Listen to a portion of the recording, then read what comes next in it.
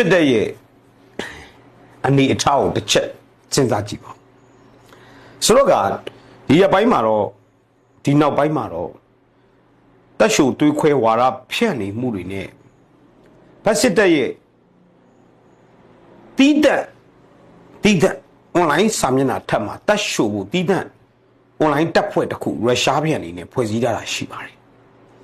ဒါတွေနဲ့ဒေါ်လာရေးတွေကိုအမျိုးစုံထိုးခွဲတာတွေတက်ရှူတာတွေလှုပ်တာရှိတယ်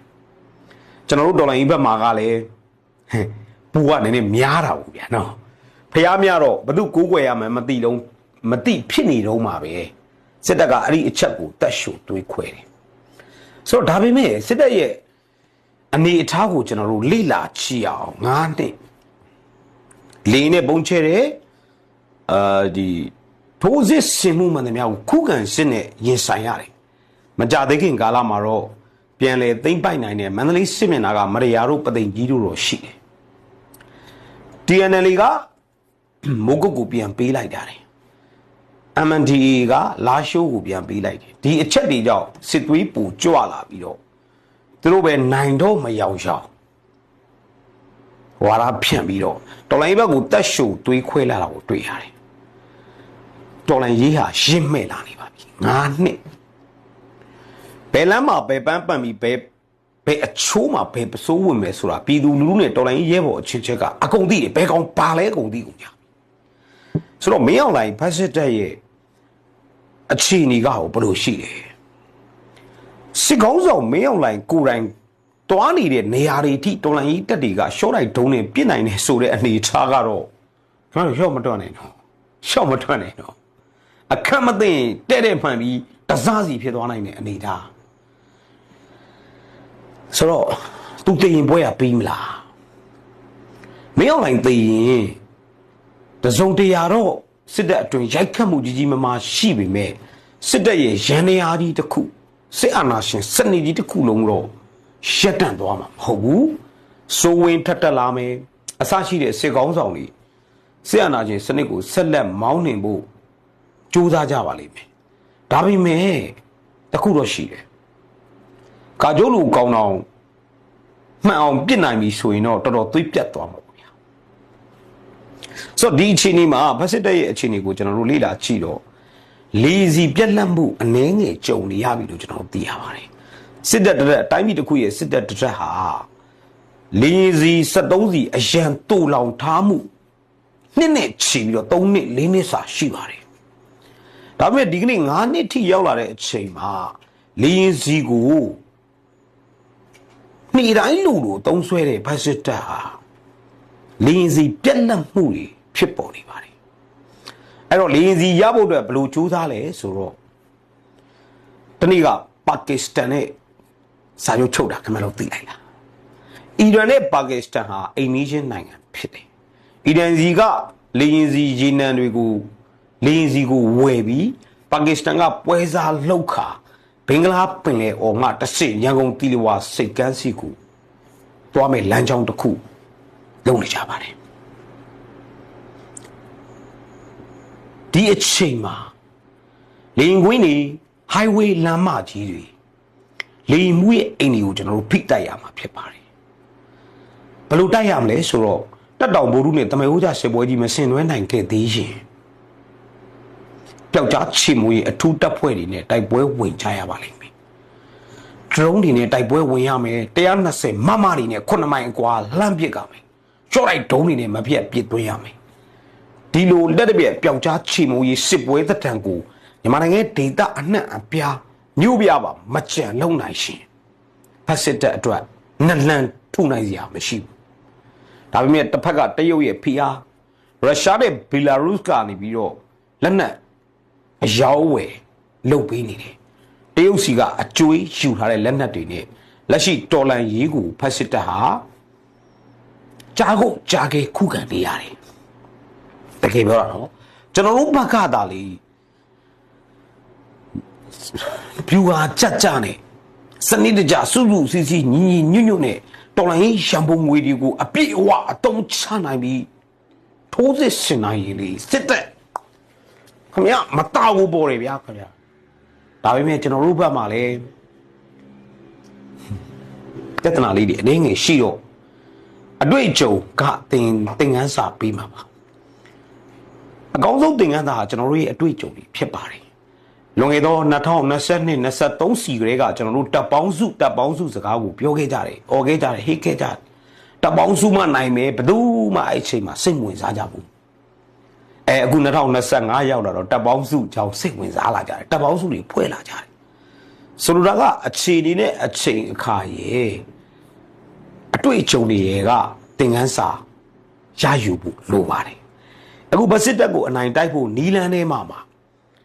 နီလန်းနှစ်ခုကိုပဲလှုပ်ဖို့လိုပါတယ်နှစ်ခုနံပါတ်1ရန်ကုန်နေပြည်တော်မန္တလေးလမ်းဟောင်းလမ်းတစ်အပအဝင်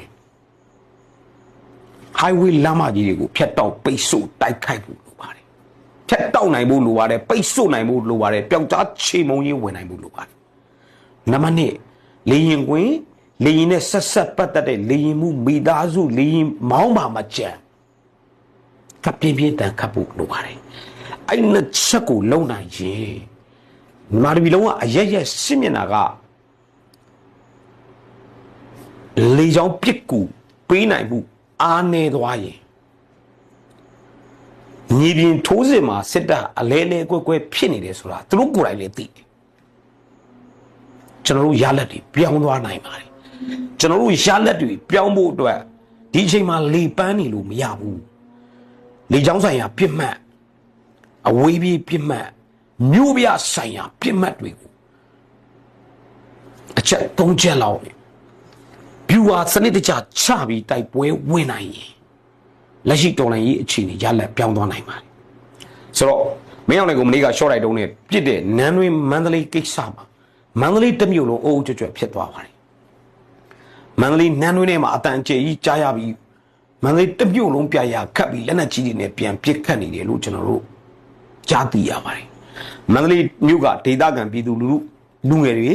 အသွားလာအနေထိုင်ဂရုစိုက်ပါဖက်စစ်တပ်တို့မြည်ဒီရုပ်မာပြီးတော့တရားခံရှာတတ်တဲ့သဘောတဘာဝရှိတဲ့အတွက်မန္တလေးမြို့တွင်ကလူငယ်တွေကိုကောင်းစင်တဲ့ဖန်စီမာတွေကိုစိုးရိမ်လို့ကျွန်တော်ပြောတာဖြစ်ပါတယ်တစ်ဖက်မှာမန္တလေးနန်းတွင်မှာစစ်တပ်ရဲ့အရှိုက်ကိုထိသွားတဲ့ BWA ရဲ့ Mission 50 အပြီးမှာရှယ်ရန်ပြီးလက်ရှိကရင်ပြည်နယ်တကြောကိုပုံကျဲချနေပါတယ်ဘလူးမင်းလက်ပံတကြောမှာဂျက်ဖိုက်တာတွေနဲ့ဒီကနေ့ဆိုရင်ဒရက်ဆက်ပုံကျဲနေတယ်လို့ KNA BGF ကပြောင်းလဲလာတဲ့ KNA နဲ့လည်းတိုက်ပွဲဖြစ်မဲ့အနေအထားအလားအလာတွေကိုတွေ့နေရပါတယ်အဲ့တော့ဒီကနေ့မြဝတီမြို့တစ်မြို့လုံးမှာလေရင်ဘုံတန်ကြီးတော်ညံနေတာကိုလည်းအားလုံးသိပြီးသားဖြစ်မှာပါ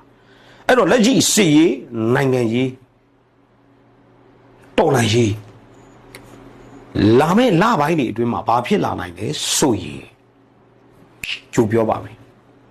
လူမျိုးကျော်ဟော်ကင်းထုတ်ပါမယ်စစ်ပွဲကိုပျောက်ကြားချီမုံရေးလက်တပြည့်ထိုးစစ်တွေကိုအထူးတပ်ဖွဲ့တွေနဲ့ပြစ်ခတ်ဖို့လုပ်ပါတိုက်ခိုက်ဖို့လုပ်ပါရန်သူကိုအိတ်ဆက်ခွင့်မပေးပါနဲ့နံပါတ်2အဝေးပြေးလမ်းမကြီးတွေကိုဖျက်တောက်ဖို့ကြိုးစားပါနံပါတ်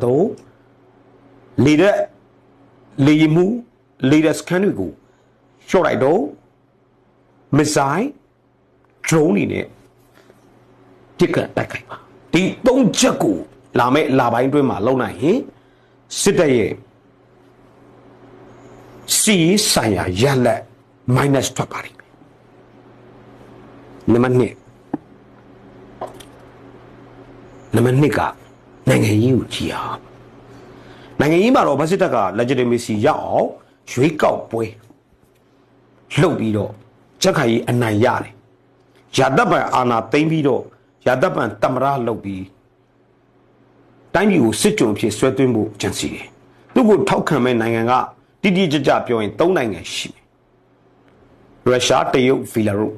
ဒီ3နိုင်ငံရဲ့ထောက်ခံမှုနဲ့သူ့ကိုယ်သူအစိုးရလုပ်မယ်လာမယ့် April မှာလွတ်တော့ခေါ်အဲ့ဒီအချိန်မှာဒီလူလူကိုမီးပုံမှန်ပေးတာတွေအင်တာနက်လိုင်းပြန်ကောင်းအောင်လုပ်ပေးတာတွေနဲ့ဖြည့်လျှော့ပြီးတော်လိုင်းကြီးနဲ့ပြည်သူနဲ့ နှစ်ချမ်းခွဲပါလိမ့်မယ်ဘုံနေမြဲကြားနေမြဲပုံစံကိုတာမန်ပြည်သူတော်တော်များများရောက်သွားပြီးတကယ်ကိုယုံကြည်ချက်ခိုင်မာတဲ့တော်လန်ပြည်သူများသာကြံရှိနိုင်မယ်လို့ယူဆပါတယ်သို့တော့ကိုင်းမီတော့ကြည်တော့ဆွတ်ဆိုတယ်လို့ပဲစစ်တပ်ရဲ့ဇယိုက်တဘာဝကတော့ပြောင်းမှာမဟုတ်ပါဘူးကြက်ကိုင်းနဲ့စစ်တပ်ကိုဝေဖန်တာနဲ့တပြိုင်နက်ခမရတို့အိမ်ပေါက်ဝကိုစစ်ဖက်နဲ့စောက်ကံပြီးတကားကိုဖွင့်မှာဖြစ်ပါတယ်ခမရတို့ရဲ့မိသားစုတွေရဲ့လင်မျိုးကိုစစ်ဖက်နဲ့တန်နေပြီးရှာထွက်ရင်ပြောင်ပြတယ်ဆိုပါထိုက်ရိုက်မဲ့စစ်တပ်ရဲ့ဖက်စစ်ဗီဇာကတော့ပြောင်းမှာမဟုတ်ပါဘူးသို့တော့စစ်တပ်ဟာဝါရဖြန့်ချီမိုင်းပေါ့နော်ဝါရမိုင်းဖြန့်ချီနဲ့မြန်မာပြည်သူလူထုရဲ့အကြောင်းကိုကောင်းကောင်းသိတော့အခုမရပသိမ်ကြီးတကြောမှာဒီမိုးကုတ်တကြောမှာပေါ့ဗျာစစ်တပ်ကပြန်လဲသိမ့်ပိုက်ဝင်ရောက်တဲ့နေမြေတွေမှာတန်ရှင်းကြီးတွေလောက်ပြတယ်ဆေးရုံတွေပြန်ဖွင့်ပြတယ်အချို့တက်ပြီးပြည်သူလူထုကိုချုံမြူရေးမဟာဗျူဟာတရက်နဲ့ရွေးကောက်ပွဲအပီးလွတ်တော်အခေါ်ကာလတွေမှာပြည်သူကိုချုံမြူပြီးတော်လန်ရေးနဲ့ပြည်သူနှစ်ချမ်းခွဲကတော်လန်ရေးကိုပုံဆိုင်ဖြစ်အောင်လုပ်ပါလိမ့်မယ်နိုင်ငံရေးစီအဲ့တော့ဒီတော်လန်ရေးနိုင်ငံရေးစီတော်လန်ရေး၃ရက်မှာစီရေးဆိုင်ရာကိုတော့ကျွန်တော်လက်ရှိကျွန်တော်တို့ပဂိတိအရှိတရားနဲ့နေပြီးတော့လမ်းများအလုံးနေပြီးတော့တို့မန္တလေးကိုနတ်ဖျားစင်တားလည်းမရတော့ဘူးအဲ့ဒါတွေကလေထဲမှာပျောက်သွားပါပြီအဖြစ်နိုင်ကြီးအရှိဆုံးလက်တွေ့အဆန်ဆုံးကိစ္စကပျောက်ကြားချီမုံရဲ့အထူးတပ်ဖွဲ့တွေနဲ့ရန်သူကိုအိတ်ဆက်ခွင့်မပေးဘဲတရဇက်တိုက်ခိုက်ပါနံပါတ်1ကလေနဲ့ပတ်သက်တဲ့လေကြောင်းရန်ကာကွယ်ရေးစခန်းလေရင်ကွင်းလေရင်မှုတွေကိုတရဇက်အဝေးပြေးလက်နက်တွေနဲ့တိုက်ခိုက်ပါနံပါတ်3 highway လမ်းမကြီးများကိုပိတ်ဆို့နိုင်ဖို့ကြိုးစားပါဒီ3ချက်ကတော်လှန်ရေးရလဒ်ကိုပြောင်းစင်မယ်နိုင်ငံရေးကတော့လွတ်တော်ခေါ်မယ်တရားဝင်မှုရအောင်လုပ်မယ်ပြည်သူကိုချော့မြူရေးမဟာဗျူဟာနဲ့တက်ရှို့ပြုတ်ခဲ့ပြီးတော်လှန်ရေးနဲ့ပြည်တက်စီဖြစ်အောင်လုပ်တော်လှန်ရေးကိုပုံဆိုင်လုပ်မယ်တော်လှန်ရေးငါတို့တော်လှန်ရေးခင်ဗျားတို့တော်လှန်ရေးကျွန်တော်တို့တော်လှန်ရေးကြတော့ဘယ်လိုလုပ်မလဲဘယ်လိုဖြစ်နိုင်လဲဆိုတော့ဒီနေ့ဒီအချိန်ထိတော်လှန်ရေးမျက်နှာစာမှာအဓိကဗန္နာရေးခံတက်ထိုင်းနိုင်ငံကိုဖြိုချနေပါတယ်နံပါတ်1တော်လှန်ရေးတပ်ဖွဲ့အချင်းချင်းအနှင်းငယ်သောနားလည်မှုလွဲတာတွေရှိပါတယ်ဒါပေမဲ့ကျွန်တော်တို့ဟာမိတ်ပရိပက္ခဖြစ်ပါတယ်တော်လိုင်းသမားချင်းချင်းဖြစ်တဲ့ပြဿနာမှန်သမျှဟာရန်သူ